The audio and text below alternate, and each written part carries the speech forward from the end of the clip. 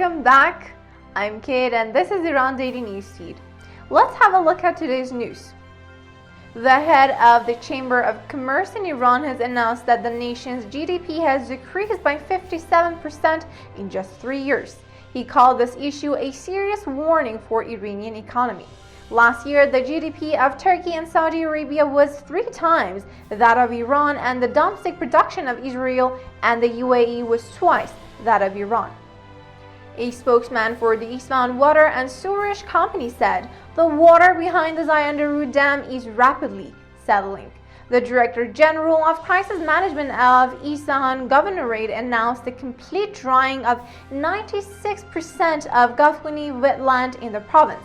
A large part of Iran, especially Khuzestan province, is facing a water crisis. Hundreds of cities in Iran are in a state of emergency with a severe water crisis. Officials are working to eliminate water shortages in 8,400 villages in many cities in Iran by water tankers. The 31-year-old soccer player Shahrukh Gholamrezapour ended his life by committing suicide. The horrific suicide took place on the evening of Sunday, 19th of September this year. Shahrukh's teammate stated that the reason for his suicide was economic and mental problems caused by a series of injuries.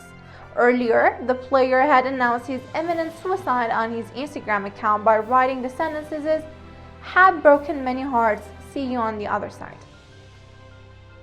Iranians living in Georgia have been banned to return to the country.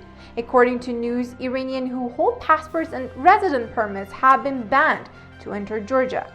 What is even more peculiar and questionable is that the problem is not necessarily the Iranian passport but the Iranian identity itself. According to a video released on social networks, even Iranians who wanted to enter Georgia with a German passport and a verified vaccination card were banned from crossing the border. So far, the Ministry of Foreign Affairs and the government of Georgia, the Ministry of Foreign Affairs and the Embassy of the Islamic Republic did not comment on the issue.